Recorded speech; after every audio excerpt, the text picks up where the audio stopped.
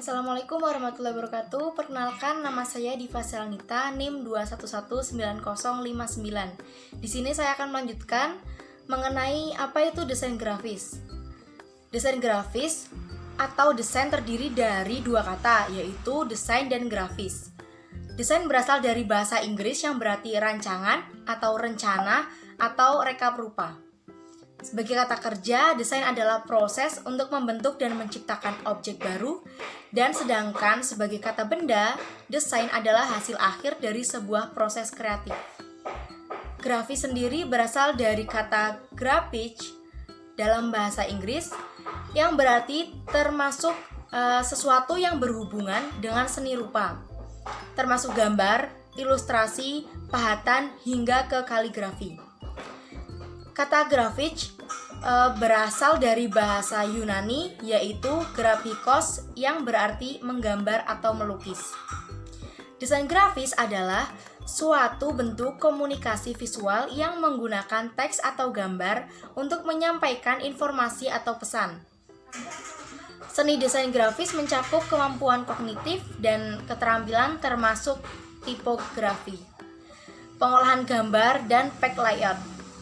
Pengertian desain grafis menurut para ahli. Yang pertama itu ada menurut Suyanto. Menurut Suyanto, desain grafis dapat didefinisikan sebagai aplikasi dari keterampilan seni dan komunikasi untuk kebutuhan bisnis dan industri yang biasa disebut dengan seni komersil.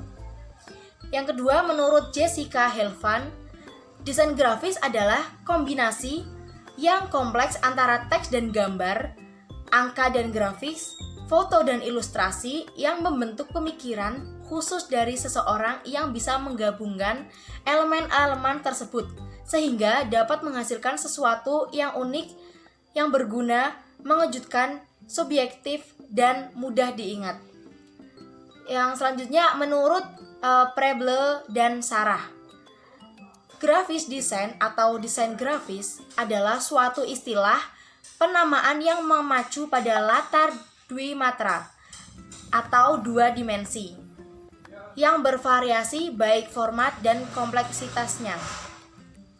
Tujuan dari desain grafis selain menciptakan desain atau perencanaan fungsional estetik, namun juga yang menginformasikan atau menginformasi dengan masyarakat yang dilengkapi pula dengan pemahaman mengenai psikologi massa dan teori-teori pemasaran. Tujuan dari desain grafis selain menciptakan desain atau perencanaan fungsional estetik, namun juga yang menginformasikan atau menginformasi dengan masyarakat yang dilengkapi pula dengan pemahaman mengenai psikologi massa dan teori-teori pemasaran. Sehingga karya-karya desain grafis ini bisa merupakan alat promosi yang ampuh.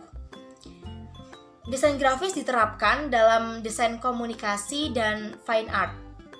Seperti jenis komunikasi lainnya, desain grafis dapat merujuk kepada proses pembentukan, mendesain, ataupun produk yang dihasilkan atau desain atau rancangannya.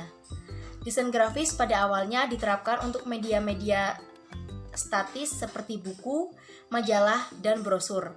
Sebagai tambahan, sejalan dengan perkembangan zaman, desain grafis juga diterapkan dalam media elektronik yang sering kali disebut sebagai desain interaktif atau desain multimedia. Secara garis besar, desain grafis dibedakan menjadi beberapa kategori. Yang pertama yaitu printing atau percetakan yang memuat desain buku, majalah, poster, booklet, leaflet, flyer, pamflet, periklanan, dan publikasi lain yang sejenis. Yang kedua yaitu web design, desain untuk halaman web. Yang ketiga yaitu film, termasuk CD, DVD, CD multimedia untuk promosi. Yang keempat yaitu identifikasi atau logo, EGD environmental graphic design, merupakan desain profesional yang mencakup desain grafis, desain arsitek, desain industri, dan arsitek taman. Yang kelima yaitu desain produk, pemaketan dan sejenisnya, contohnya desain pada kemasan produk. Kemudian, program pengolah grafis ada beberapa macam produk atau aplikasi desain grafis. Yang pertama, aplikasi pengolah tata letak.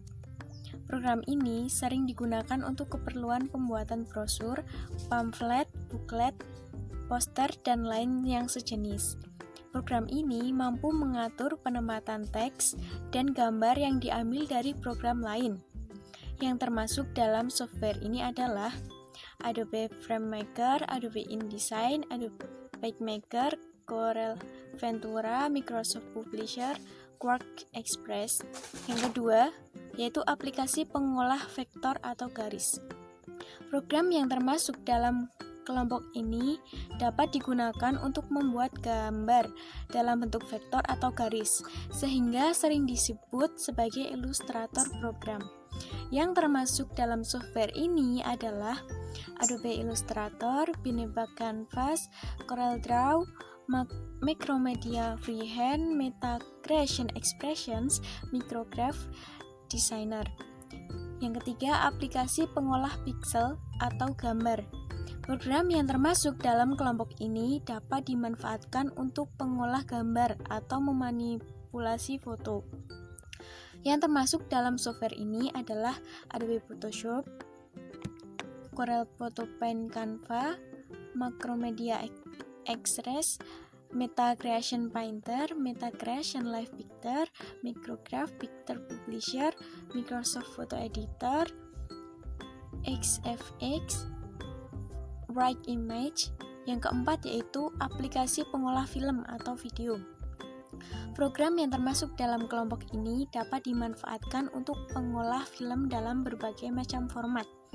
Pemberian judul teks seperti karaoke, teks terjemahan, dan lain-lain juga dapat diolah menggunakan program ini. Umumnya, pemberian efek khusus, special effect, seperti suara ledakan, desingan peluru, ombak, dan lain-lain juga dapat dibuat menggunakan aplikasi ini. Yang termasuk dalam software ini adalah Adobe After Effects, Power Director, Showbiz DVD, ULED Video Studio, Adobe Premiere, Easy Media Creator, Pinnacle Studio Plus, WinDVD Creator, Nero Ultra Edition, Camtasia Filmora. Kemudian yang kelima, aplikasi pengolah multimedia. Program yang termasuk dalam kelompok ini biasanya digunakan untuk membuat sebuah karya dalam bentuk multimedia, berisi promosi, profil perusahaan maupun yang sejenisnya, dan dikemas dalam bentuk CD maupun DVD. Yang termasuk dalam software ini adalah Macromedia Director, Macromedia Authorware, Macromedia Flash, Multimedia Builder, Azadia, Hyper Studio, Ocean Studio Pro. Assalamualaikum warahmatullahi wabarakatuh. Perkenalkan, nama saya Misbah Rizal Amri, NIM 2119062. Saya akan menjelaskan mengenai prinsip dan proses perancangan desain grafis. Yang pertama yaitu prinsip desain grafis. Dalam desain grafis memiliki prinsip yang pertama keseimbangan secara keseluruhan. Komponen-komponen desain harus tampil seimbang. Yang kedua yaitu keserasian atau harmoni. Dan yang ketiga itu proporsi atau skala. Pengertian dari skala adalah perubahan ukuran atau size tanpa perubahan perbandingan ukuran panjang, lebar, atau tinggi. Sedangkan proporsi adalah perubahan perbandingan antara panjang, lebar, atau tinggi, sehingga gambar yang mengalami perubahan proporsi sering terlihat distorsi. Dengan mengatur skala dan proporsi, desain memiliki kesan luas atau jauh, sedang, sempit, atau dekat. Yang keempat yaitu irama. Irama adalah pengulangan atau variasi dari komponen-komponen desain grafis. Pengulangan bisa berupa urutan gerakan, pola, atau pattern tertentu. Dan yang kelima yaitu kesatuan. Semua bagian dan unsur grafis bersatu padu dan serasi sehingga audien memahaminya sebagai satu kesatuan. Itulah prinsip dalam desain grafis. Selanjutnya yaitu proses perancangan desain grafis. Dalam desain grafis memiliki proses perancangan yang pertama yaitu konsep. Dalam konsep yang harus diperhatikan yang pertama yaitu tujuan umum dan khusus, yang kedua yaitu segmen yang dituju, yang ketiga yaitu studi kelayakan. Berikutnya yaitu media.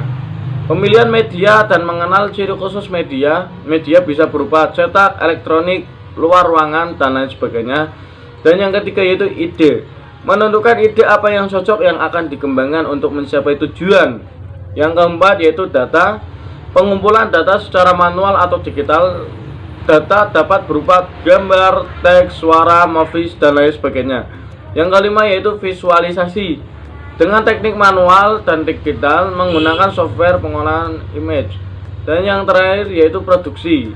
Untuk penerapan sebenarnya pada media yang ditentukan sebelumnya, bisa juga untuk dipublikasikan secara massal. Itulah prinsip dan proses perancangan desain grafis. Dan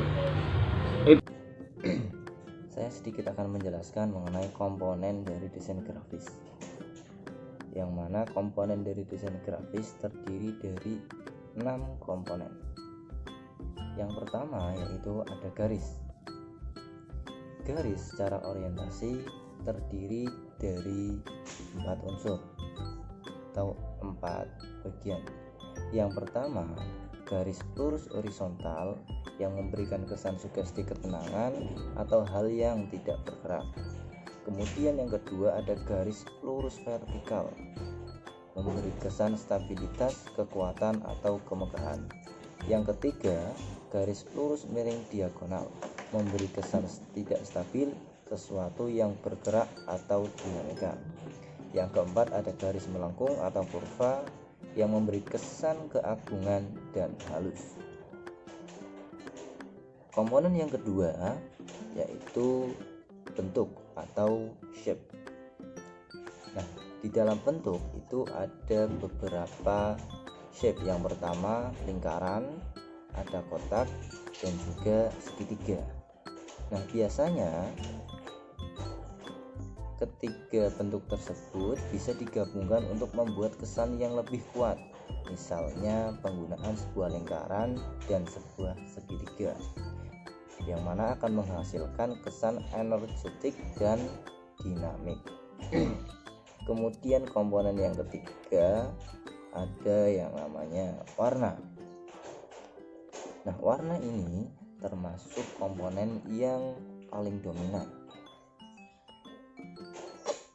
Karya yang akan dibuat diperuntukkan untuk segmen atau audiens usia berapa. Jika untuk ABG maka warna harus cerah ya, terang, dan atau untuk usia lanjut maka dapat digunakan warna hitam putih, gray scale. Kemudian komponen yang keempat ada ilustrasi atau gambar. Gambar di desain grafis bisa terbagi dari metodenya. Yang pertama, metode manual menggunakan alat seperti pensil, airbrush, kuas, cat, spidol, dan lain-lain. Kemudian yang kedua ada metode computerized yang menggunakan komputer agar dapat membuat gambar secara vektor atau bitmap. Selanjutnya ada huruf atau tipografi, masuk komponen yang nomor 5. Pembagian huruf berdasarkan karakter dan gaya. Secara umum itu ada beberapa pembagian. Yang pertama, huruf tanpa kait, kemudian huruf berkait, huruf tulis, huruf dekoratif, huruf monospace, dan huruf sans serif atau serif. Yang terakhir dari komponen desain grafis ada yang namanya ruang atau space. Dengan ruang akan dirasakan jauh dekat, tinggi rendah, panjang pendek, kosong padat, besar kecil, dan lain-lain. Ukuran tersebut sifatnya relatif atau dalam desain grafis, ruang kosong bukan berarti ruang yang tidak bermanfaat atau ruang yang harus diisi. Justru ruang kosong adalah komponen desain grafis. Dengan memanfaatkan ruang tersebut, desain lebih mudah dicerna, fokus, sehingga lebih komunikatif dan menarik. Nah, Itulah keenam komponen dari desain grafis. Mungkin cukup sekian dari